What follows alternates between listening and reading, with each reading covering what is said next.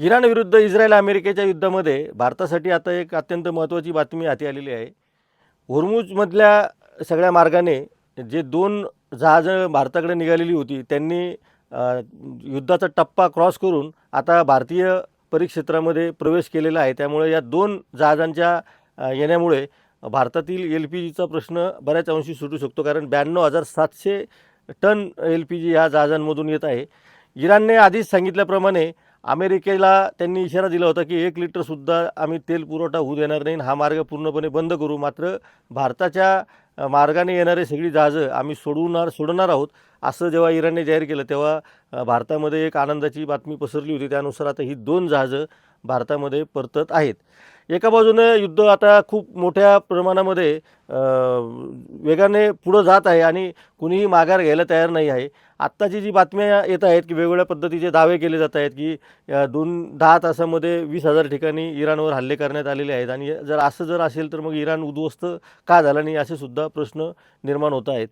शंका कुशंकांना खूप मोठा वाव आहे आणि या सगळ्या युद्धाच्या परिस्थितीमध्ये भारतामध्ये जी अभूतपूर्व अशी परिस्थिती निर्माण होऊ घातलेली आहे, त्यामध्ये मात्र दिलासाजनक बातम्या सातत्याने पुढे येत आहे. आणि आता त्यातलीच एक बातमी म्हणजे 2 जहाजं जी आहे ती होर्मुझच्या मार्गातने भारतामध्ये आता पोहोचतील आणि येत्या 3 दिवसामध्ये ती भारतीय बंदरावर येऊन दाखल होतील आणि त्यानंतर ते सगळ्या देशभरामध्ये या गॅसचा पुरवठा केला जाईल, असं सरकारच्या वतीने सांगण्यात आलेलं आहे.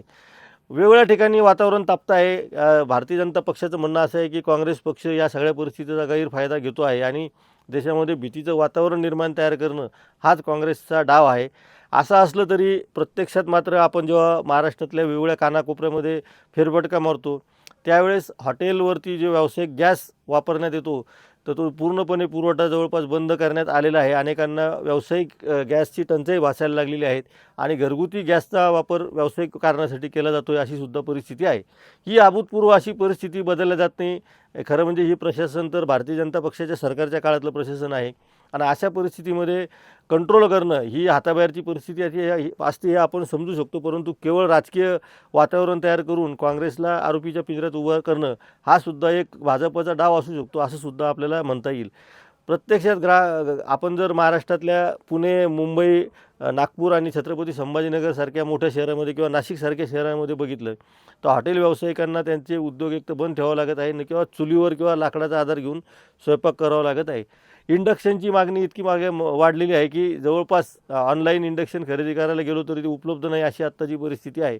त्यामुळे आपण जे दावे प्रतिदावे करतो आहोत त्यामध्ये थोडं राजकारण बाजूला ठेवून केलं तर बरं होईल, अशी सर्वसामान्य जनतेची अपेक्षा आहे. कारण ही अभूतपूर्व अशी परिस्थिती जर अशीच राहिली तर आगामी काळामध्ये मोठा गॅस तुटवडा निर्माण होऊ शकतो. अर्थात गॅसचा सध्या तुटवडा नाही आहे असं प्रशासनाने सांगितले आहे.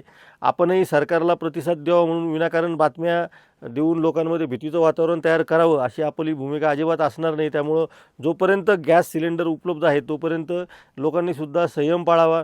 आगाऊ नोंदणी जी करता आहेत त्याच्यामध्ये प्रचंड वाढ झालेली आहे, ही सुद्धा वस्तुस्थिती आहे. 50 लाखांची गरज असताना 75 लाख सिलेंडरची मागणी होताना दिसत आहे. त्यामुळं हा तुटवडा जाणवतो आहे, अशी सुद्धा परिस्थिती आहे. पण काही ठिकाणी असे पण आहे की एखाद्या व्यक्तीला एकसुद्धा सिलेंडर मिळणं दुरापस्त झालेलं आहे. त्यांची संख्या जरी मोठी नसली तर ही संख्या वाढू नये यासाठी प्रशासनाने खबरदारी घेण्याची आत्ताची वेळ आलेली आहे. आंतरराष्ट्रीय स्तरावरच्या घडामोडीपासून तर गाव पातळीवरच्या परिणामापर्यंत आपल्याला या सगळ्या युद्धाच्या परिस्थितीकडे बघावं लागणार आहे. युद्ध जिंकलं असं अमेरिकेचे अध्यक्ष डोनाल्ड ट्रम्प सांगत असले तरी युद्ध जेव्हा संपेल त्याच वेळेस खरं कोण जिंकलं याचा निर्णय होईल असं अनेक आंतरराष्ट्रीय तज्ज्ञ सांगतायत.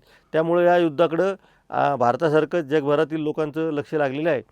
आगामी काळामध्ये आपापल्या भागातील जिल्हा प्रशासनासंदर्भामध्ये काही अडचणी येत असतील तर त्यांनी एक मदत केंद्रसुद्धा सुरू करण्याचा निर्णय घेतलेला आहे. त्यामुळं जिल्हा पुरवठा विभागामध्येच आपण संपर्क करावा असं आवाहन वेगवेगळ्या प्रशासनाचे म्हणजे वेगवेगळ्या जिल्ह्यातील प्रशासनाने आत्ता केलेलं आहे. त्यानुसार आपण जिल्हानिहाय परिस्थितीचं सुद्धा या पुढच्या काळामध्ये आढावा घेणार आहोत.